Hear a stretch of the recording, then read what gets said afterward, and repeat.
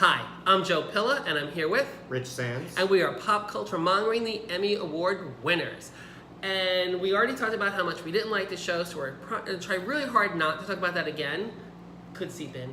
But I was pretty happy with the winners, but it was a little uncomfortable for a while because of the comedy category. What do you think, Rich? Well, Marvelous Mrs. Maisel? Maisel? I don't know. We'll have to investigate this. I don't have a problem with the show sweeping a category more or less. If it is genuinely the best show in the genre, I think a lot of people thought that Atlanta? Atlanta might win for comedy series, but I still feel like Marvelous was the front runner. And Yeah. Rachel Brosnahan, I mean, it sounded like they had engraved her name on the trophy in June. Well, so that show it's a streaming show. It's on Amazon Prime. It's quite good. I've seen it, and I really, really enjoy it. And it was one of the first streaming shows I ever saw a commercial for or preview for in a movie theater. We may have been at the movies, but I remember seeing that thinking, oh, wow, when is this coming out? And it was a movie. So they already treated it like a higher caliber production than most shows. Amazon spent a fortune on their Emmy for your consideration campaign. We saw that ad everywhere. Yeah. So one of the things that's really interesting about The Marvelous Mrs. Maisel winning for Best Comedy is it's an hour versus a half hour. And if you think back a few years ago, Orange is the New Black was nominated for Best Comedy Series. They won a lot of awards as an hour-long show. And then there was a movement to push them into the drama category because there's light comedy in that, but it's really a drama. It has violence and cursing, and it just didn't really fit in comedy. Mrs. Maisel is the completely other thing. It's a rom-com, it's self-empowerment, it's a woman, changing careers and changing her life, and it's very funny. And they're like zingers, and they're very much like old-time kind of humor. And I gotta say, the show looks beautiful. The costumes are great, the sets are great, they make New York City look like the 1950s or 60s whenever it takes place, and I think it does win. But I do think that anyone who is unfamiliar with all the shows is thinking, why isn't Blackish winning or Atlanta winning? Because I just heard a song about how diverse all the nominees are. Right. So that was a little it's funny, Atlanta, which was a critical darling just a year ago, totally cooled because it didn't win anything. Well, it did win some things in the first season, like but not this won, year. Right. And it may have won writing or directing on the pilot, but it didn't win Best Show because Veep won Best Show. Right. It may have split that with Veep, but it won other things. Yeah, and speaking about diversity, you can tell Anthony Anderson really wants an Emmy. He wants it so really wants an Emmy. Well, he had a Me Too scenario not long ago. During voting, someone accused him of some inappropriate behavior with some other people. It didn't get the most attention, but it happened during voting season. So right there, a bunch of people probably didn't I think network comedies as well are just always going to be at a disadvantage against HBO and streaming comedies. Yeah, it's true. Now, talking about the comedies I haven't watched that I want to watch, Barry looks great. I think it's a little too dark for me, but it looks like it's really well. Yeah. I don't know how. I know it's about a hitman. It's about a hitman played by Bill Hader, and what he does is he takes acting lessons from Henry LaFon's Winkler, Emmy Award winner, and he talks to his hitman buddy, telling him that he's just done this, and the guy responds, well, when you go in and knock somebody off, what if they recognize you from the chicken commercial? And Bill Hader goes, I'm not going to do commercials. So it's really kind of funny. I think that's just like the lack of self-awareness is amusing, and I think that was pretty good. What do we want to talk about next? Limited series, yeah. This is a category that I admit that I don't watch a lot of the programming, but Godless seems to be something that Emmy voters were really into this year. I was surprised that Merritt Wever beat Judith Light and Penelope Cruz because maybe they split the votes. They could have split the votes. Yeah. Yep. Penelope Cruz had a lot to do in the early part of the show, and then the middle, and then Judith Light only came out in the middle to the end, and I thought Judith Light might have gotten nominated for a guest actress, but she must have had enough episodes to qualify for supporting actress. And again, she's someone who really wants an Emmy. She has a daytime Emmy from like 30 years ago from One Life to Live, where she played, the housewife hooker. Look it up. We can't get into it, although I really want to tell you. And she has 2 Tonys, and she was nominated 3 years in a row. So she's poor, and everyone loves her. And I would not be upset if she won for a small part, because it was a very important part in that show, and every part in that show was great. I love the fact that Darren Criss won an Emmy. Like the phrase, he's the second person from Glee to win an Emmy, because Jane Lynch doesn't count because she's a grown up in it. Of all the kids, he's the first one to win an Emmy. I thought it was going to be Amber Riley, but it wasn't. Or Lee Michelle, and he was great. You didn't watch that?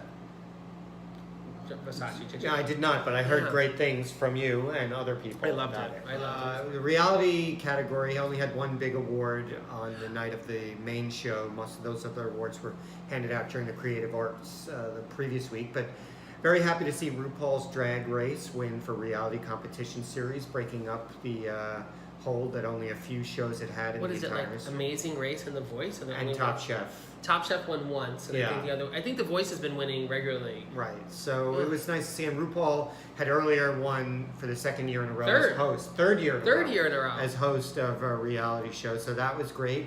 Nice to see diversity and something a little bit different. And I follow Russ Matthews on Instagram and on Twitter, and he has a new podcast that everybody should watch on Pop Culture, which is amazing. I'll put the name on it on the screen. And I believe he got an Emmy too. I don't know if Carson Kressley got one, but I think it's really cool that Ross has an Emmy, because he was on Instagram in like 2,500 photos holding this Emmy. And I saw RuPaul with his, and I don't think RuPaul handed it over to Ross. So all I'm saying is I hope Ross has an Emmy. He didn't win Big Brother. It's a consolation prize. He'll probably be the host of Big Brother next summer, though. But Anything that's a whole other discussion. Yeah, we're not talking about Big Brother because we know we have very strong opinions. Right. But now let's talk about the late night category, which is really the variety talk series. Last week tonight with John Oliver won again. I love that show. I love that show. But it pisses me off.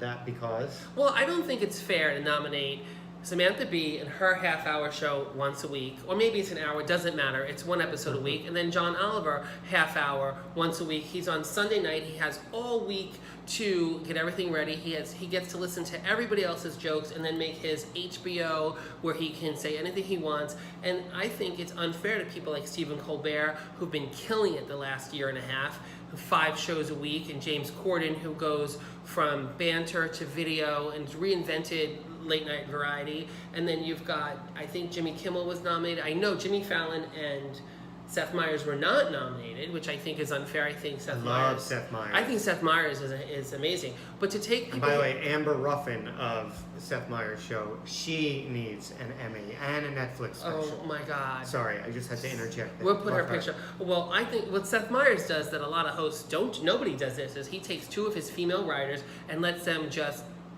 take 10 minutes, like once a week. Maybe it's one of them or both Seth of them. can't tell. Yeah. So it's a lesbian and a black woman, and they tell all the jokes that might come off as insensitive from a white man.